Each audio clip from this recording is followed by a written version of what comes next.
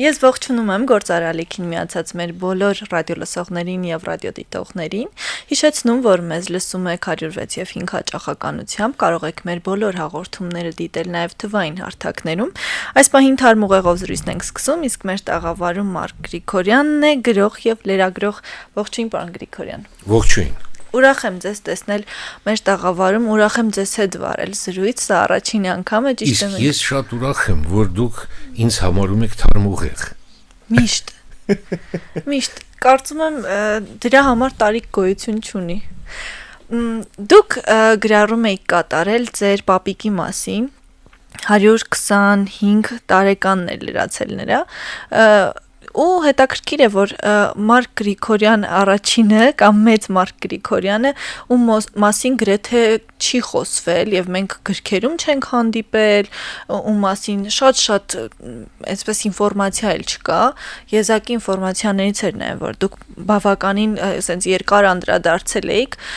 ի՞նչն է պատճառը, որ այդ անդրադարձը չի եղել, երևի այդտեղից գանք ու հասկանանք առհասարակ ով էր Մարկ Գրիգորյան մեծը։ Ես կարծում եմ, որ հենց դա էլ հենց պատճառն էր,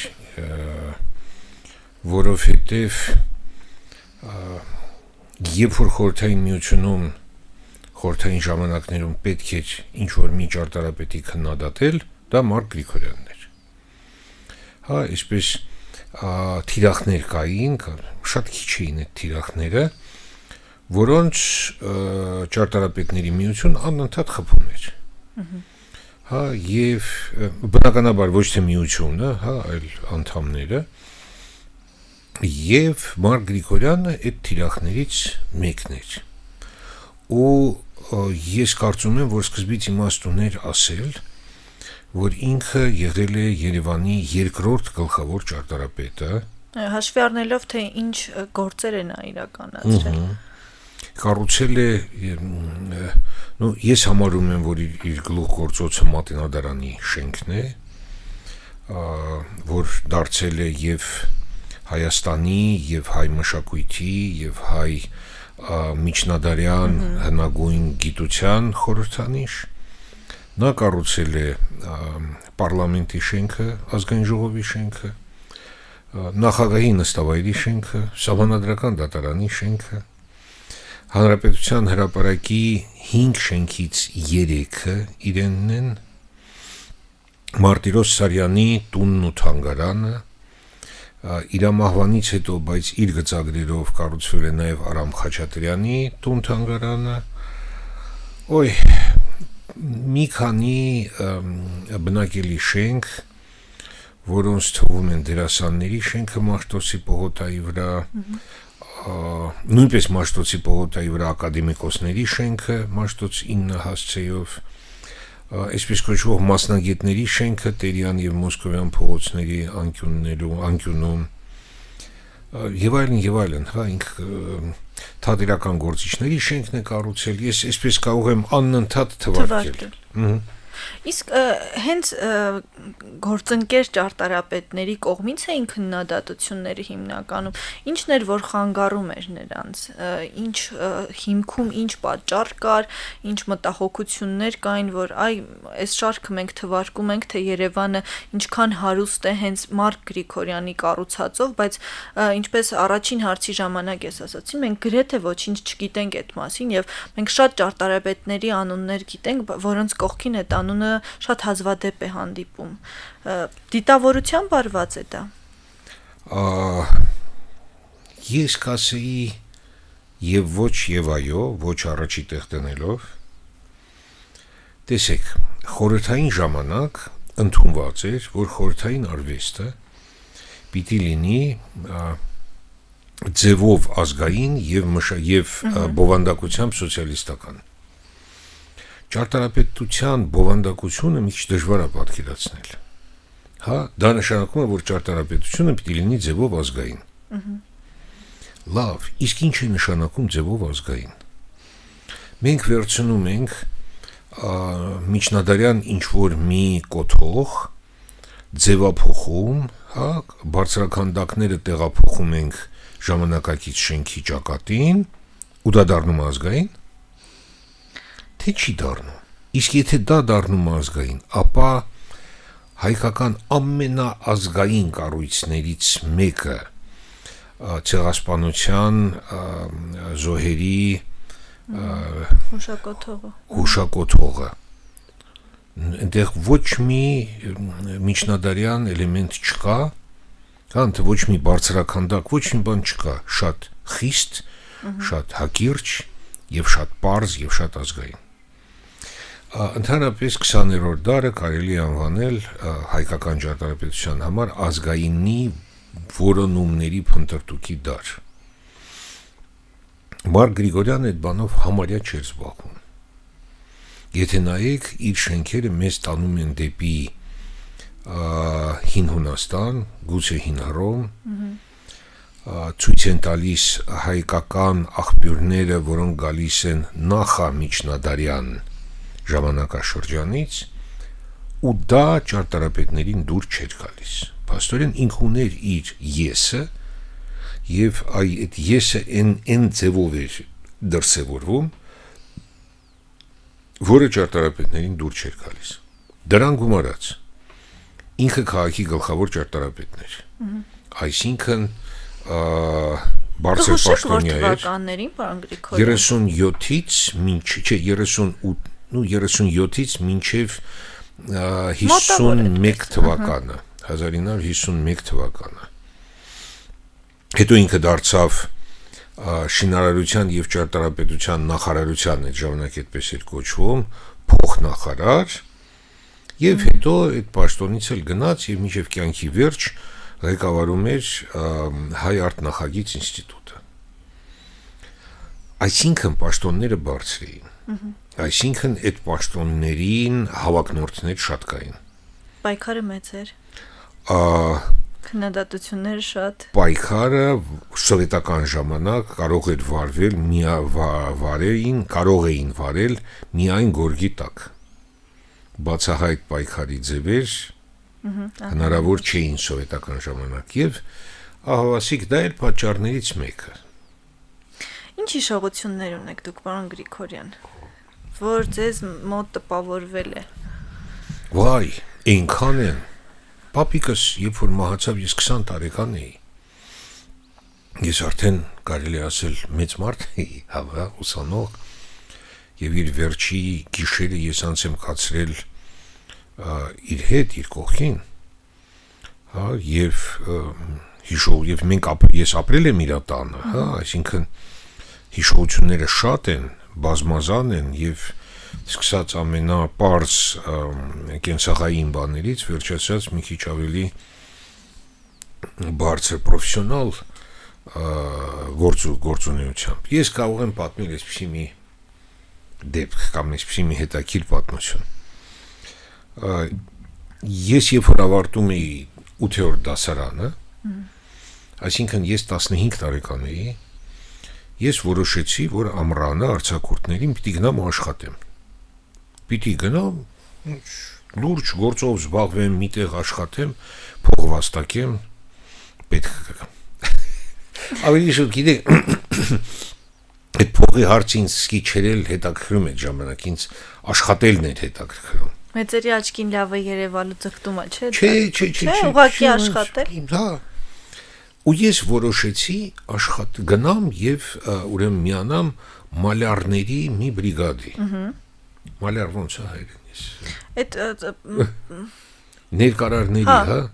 Մոտավոր նման մի բան։ Հա, ներկարարների բրիգադին միանամ ու պատեր ներկեմ։ Իմ ընտանիքում դա ընդունեց շատ բացասական։ Ոնց ինքը գնա պատեր ներկի։ Բայց իրանք սաղորը խմում են, հարբում են, չգիտեմ ինչ կսովորացնեն այս երեխուն, ծխել կսկսի 15 տարեկան, չի կարելի։ Բայց ես համառ էի, ես դեռահաս էի 15 տարեկան։ Բայց շինարարությանը մոտ եք գնացել, հետաքրքիր է։ Այդ պապիկիս հետ կապ չուներ, մենք հարևան ունեինք, ով որ շինարար էր։ Ինքն էլ ասեց, հա, արի, ես քեզ կընդունեմ գործի։ Բայց այդքան դեմ լինելուց հետո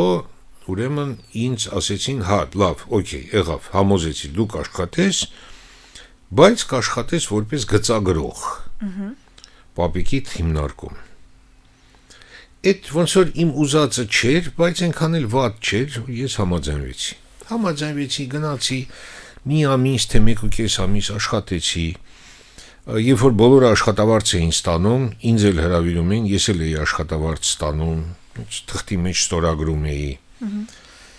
Հետո հիշեք ինչքան էիք ստանում։ Իհարկե, ես ընդամենը ստացա 100 ռուբլի, 2 ամիս էր աշխատանք, ուրեմն ամսական 50 ռուբլի ստանում էր։ Տարիներ հետո ես իմացա, որ պապիկս այդ աշխատավարձը իր գրպանից էր տալիս։ Ձեր ներսի այդ ոգևորվածություն չկոտրելու համար։ Նաև երևի։ Հա, էլի, որ համել թող գործով զբաղվի, համել կարողա ճարտարապետ դառնա։ Իսկ եղել է այդ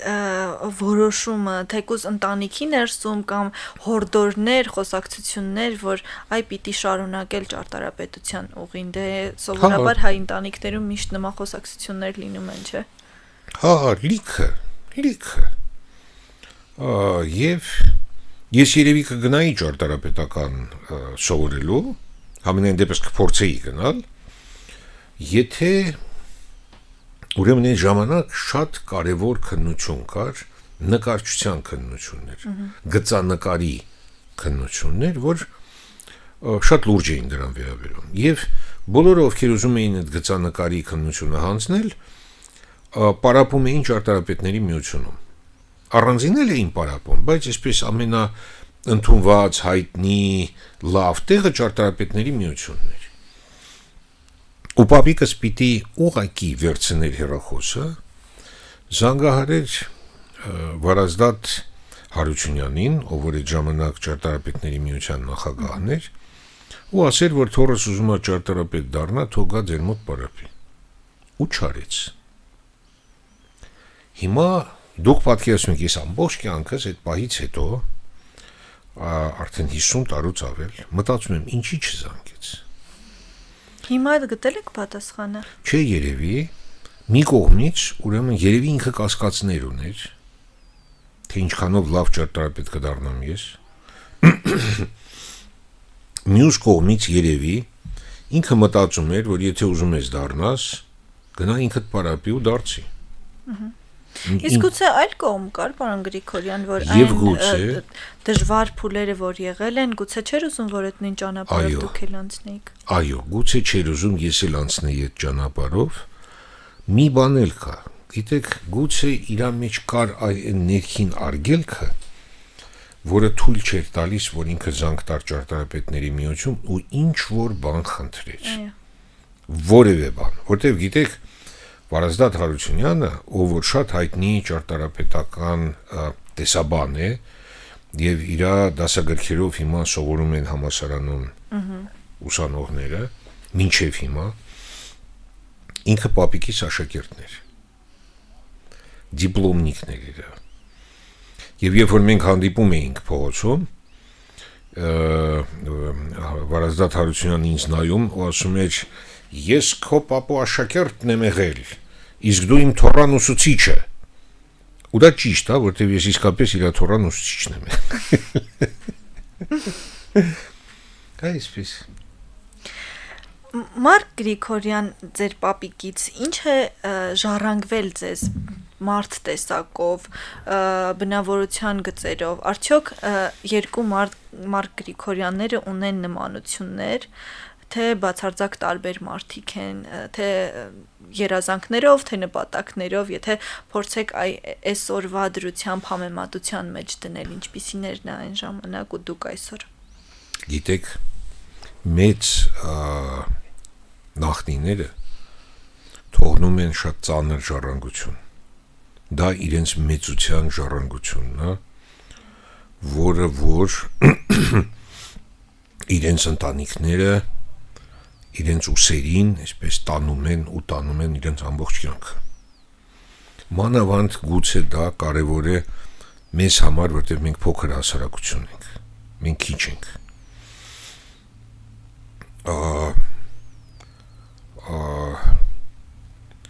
Եվ այդ իրենց մեծությունը, հզորությունը մեր ուսերին տանելը դա շատ լուրջ ու ծանր պատասխանատվություն է։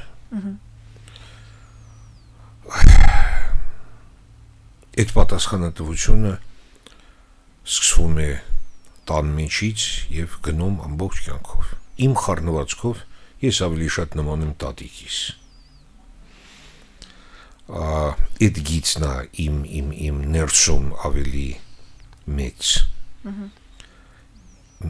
Ինչքան ես մեծանում եմ, այնքան ես հասկանում եմ, որ նաեւ մորս գիծը մեծ նշանակություն ունի իմ կյանքի համար։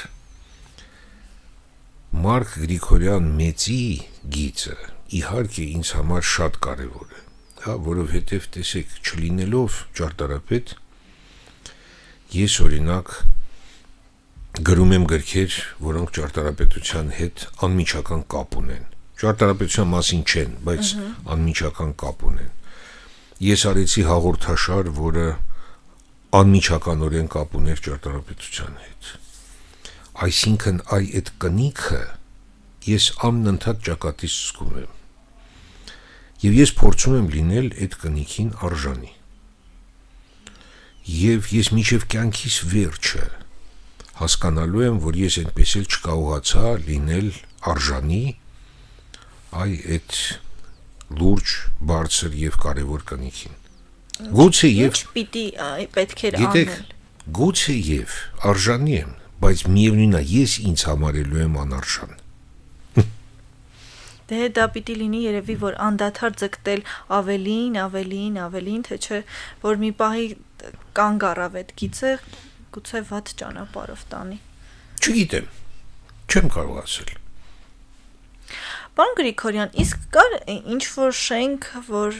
Մարկ Գրիգորյանը ուզում էր ավարտին հասցնել, բայց չհասցրեց, կամ երազում էր, նման խոսակցություններ կամ ձեզ հետ, կամ ընտանիքում եղել են, որոնց մասին դուք հիշում եք։ Ընտանիքում ինքը սովորաբար չէր խոսում, իրա վերջի խոսքերն էին, այսպես իրա կենթանության օրոք վերջի ասված խոսքերն էին, я придумал решение оркестровой ямы. Դա ամերիկյան համալսարանի շենքի համար էր։ Իրենց դահլիճի, որտեղ ինքը կարծում էր, որ այդ դահլիճը կլինի այնպիսին, որ հնարավոր կլինեն նաև համերգներ, նաև օպերային ներկայացումներ։ Այդպես չեղավ։ Արգելքներ եղան, թե պարզապես չհասցրեց։ Չեղավ։ Ես չգիտեմ ինչ պատճառով, ես չեմ էլ հետաքրքրվել ինչ պատճառով։ Դա իր կյանքի վերջի խոսքերն էին։ Ես գիտեմ, որ շատ հետաքրքիր եւ շատ խիզախ մի նախագիծ առաջարկեց ինքը, որը չկառուցվեց։ Դա Էրեբունիի բլուրի ծածկի առաջարկն էր։ Ուրեմն ինքը առաջարկում էր Էրեբունիի բլուրը ամբողջությամբ ծածկել բրգաձև մի շատ թեթև կառույցով, որը նաև լինի լուսավոր, որ արհեստական լուսավորության անհրաժեշտություն չլինի,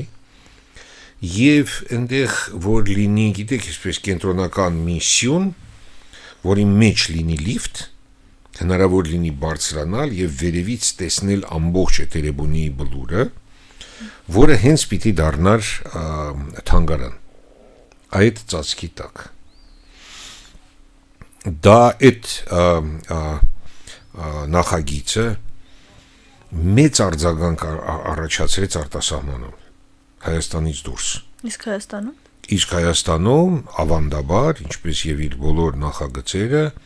քննադատվեց, ենթարկվեց ծեծի եւ չկառուցվեց։ Լավ, դրա քննադատության հիմքում ի՞նչն է։ Ինքան կար։ Սկսած որ դա շատ թանկ է, վերջացած նրանով, որ ուրեմն այդ սյունը, որ ինքը մտածում էր կենտրոնում կառուցել, այսպես սյուն պիտի լիներ ուղղահայաց, որի վրա այդ բրգաձև ծածկը պահվեր, որ այդ սյունը կխանգարի եւ կոչնչացնի մշակութային շերտը, որ պեղումների առարկա պիտի լինի։ Բայց ով ասեց, որ չի կարելի սկզբից պեղել, հետո դնել այդ սյունը։ Լուծումներ միշտ կան, չէ՞։ Եվ գիտեք, այդ նախագիծը շատ բարձր գնահատանքի արժանացավ հենց հնագետների կողմից։ Հա հենց այնտեղ կա օրինակ կա այսպիսի անուն Սվետլանա Խոջաշ, ըստ էության Էրեբունի պեղումները ինքն էր ղեկավարում մինչև 80-ական թվականները։ Ինքը շատ բարձր էր գնահատում եւ ասում էր, որ այո, դա պիտի կառուցվի։ Չկառուցվեց։ Դա մոդեռնիստական ոճով ներկայացված շատ հետաքրքիր կառույց էր եւ գիտեք սրանից մի 10-15 տարի առաջ բրիտանական հանրաճանաչ շատ հայտնի շատ բարձր ճարտարապետ Նորման Ֆոստերը նմանատիպ մի կառույց կառուցեց Աստանայում, Ղազախստանում եւ դա ընդունվեց շատ բարձր, շատ լավ ու շատ գեղեցիկ։ Փաստորեն Մարկ Գրիգորյանը 50 տարի Ֆոստերից առաջ այդ գաղափարը արդեն բերել էր ասպարեզ։ Հա, եւ դա չընդունվեց։ Շատ ցավալի է իրականում, որ այդ մասին այսքան տարի անց նույնիսկ չեն էլ խոսում, չեն էլ բարձրաձայնում եւ դուք եզակի մարդկանցից եք իր ընտանիքից, որ խոսում եք այդ մասին։ Այ դա էլ է սխալ։ Ես չպիտի խոսամ դրա մասին։ Դրա մասին պիտի ճարտարապետները խոսեն։ Բայց երբ որ այսօրվա ճարտարապետներն էլ խնդիր տեսնում են կրկին, այսինքն այդ գիծը շարունակվում է ասես։ Երբ որ ճարտարապետները ինքները չգիտեն, հա, դա արդեն դառնում է մի այլ խնդիր, դա դառնում է հասարակության մակարդակի խնդիր։ Ամեն դեպքում դուք այդ մեծ գործը հանրահռչակման, թե անձի, թե ճարտարապետ Մարկ Գրիգորյանի եւ թե այդ մարդու կերպարի, արդյոք ձեր ուսերին եք այս պահին վերցրել, թե ամեն դեպքում կարծում եք, որ դա ձեր անելիքների շարքում չէ այս պահին։ Գիտեք ինչ, ես վստահ եմ, որ հարազատները չպիտի զբաղվեն իրենց հարազատների գործի հանրահռչակմամբ։ Ինչու՞։ Որովհետև մենք հարազատներս բոլորս օբյեկտիվ չենք։ Դուք լրագրողաբար եք հարցին նայում։ Չէ, ես գուցե եւ իմ լրագրողական մասին եմ նույն ձևով նայում։ Մենք օբյեկտիվ չենք։ Մենք որպես կանոն կամ բացառություններ չեն կարող տալ պատշաճ գնահատական։ Մենք որպես կանոն մեծարում ենք մեր հարազատներին անտեսելով, մոռանալով կամ հաշվի չառնելով մնացածներին, որոնք պակաս արժանի չեն մեծարման։ Այդ տեսեք, կար խորհրդային ժամանակ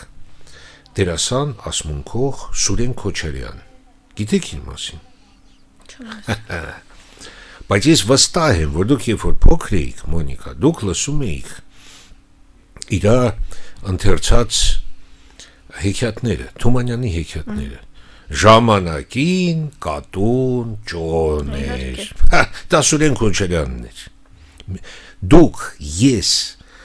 հայերի բազմաթիվ սերունդներ մեծացել են իր այդ ընթերցումների, այդ հեքիաթների վրա, հիմա Մարկ Գրիգորյանի ու Սուրեն Քոչարյանի գերեզմանները իրար կողքի են, Սուրեն Քոչարյանի գերեզմանը ինքը ընտանիք չունի Երևանում։ Եվ մեկ ես խնդրում եմ այդ աշխատողին, որ նաև մաքրի իր գերեզմանը։ Ես արդեն ինքս այնքան էլ չեմ ունակ չեմ մաքրելու իմ նախնիների գերեզմանները, բայց այստեղ դեռ կարելի է հասկանալ, հա, որ պիտի լինի ընտանիք, որ խնամի։ Բայց հասարակությունը պիտի խնամի այդ մարդկանց։ Մենք բոլորս պիտի հիշենք, հա, այդ շունն էլ գլխին գտակ չուներ։ Մենք պիտի ճիշտ ձևով գնահատենք այդ մարդկանց։ Ով է հիմա հիշում շատ տաղանդավոր ճարտարապետ Արսեն Ահարոնյանին։ Դե դա պետական մակարդակով էլ պիտի աշխատի։ Հասարակության մակարդակով դա պիտի աշխատի, դա հասարակության խնդիր է։ Արսեն Ահարոնյանին չեն հիշում, որովհետև ինքը մահացավ շատ վաղ հասակ տարիքում, չնայած շատ հետաքրքիր ճարտարապետ էր եւ շատ հետաքրքիր շենքեր ունի։ Մենք դա չպիտի գնա հարազատների ճանապարհով, հա, հասարակությունը պիտի դրան տեր կանգնի, եւ սա մեր հասարակության խնդիրներից մեկն է, որովհետեւ կան արժեքներ, հա, որոնք մենք պիտի գնահատենք։ Արժեքները փոխվել են խորհրդային միության փլուզման հետ մեկտեղ, բայց մենք նոր արժեքներ չենք բերել կամ համարյա չենք բերել։ Դա հիմա շատ մեծ խնդիր է։ Միանշանակ, պարոն Գրիգորյան, իսկ եթե ձեր պապիկը այսօր Երևանին նայեր, ինչ եք կարծում, ինչ կասեր, արդյոք այն Երևանը, որ կա այսօր, կգոհացներ իրեն իր տեսքով, իր նոր կառուցվող շենքերով։ Ես այդ հարցը ինձ տվել եմ իհարկե, ու հասկացել եմ, որ ես չեմ ուզում, որ ինքը սա տեսնի։ Չեմ ուզում։ Վատ կլիներ արձագանք։ Ես հիմա դժվարանում եմ ասել ինչ կլիներ իր արձագանքը, բայց ես չեմ ուզում։ Դե երևի ճիշտ է, որ չի տեսնում։ Մենք տեսնում ենք եւ չենք կարողանում մարսել այդ ամենը։ Ինչ կուզեք հավելել վերջում հաղորդման։ Երևի ոչինչ։ Շնորհակալ եմ շատ զրույցի համար, հուսանք, որ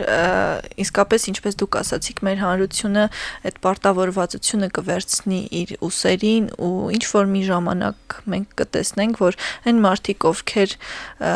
մնացել են հիշողություններում, իրենք կվերածնվեն մեր այսօրվա օրվա մեջ, հուսանք, որ դա տեղի կունենա վերջի վերջո։ Զրույցի համար եմ շնորհակալ եւ հետաքրքիր հուշեր ներկայացրել։ Ես էլ ձեզ եմ շնորհակալ զրույցի համար։ Մեզ լսողներին եւ դիտողներին հիշեցնեմ, որ թարմուղեղով իմ զրուցակիցը Մարկ Գրիգորյանն էր, իսկ ձեզ համար Մոնիկա Մամյանն էր աշխատում։ Շարունակեք հետևել Գործարալիքին, կհանդիպենք։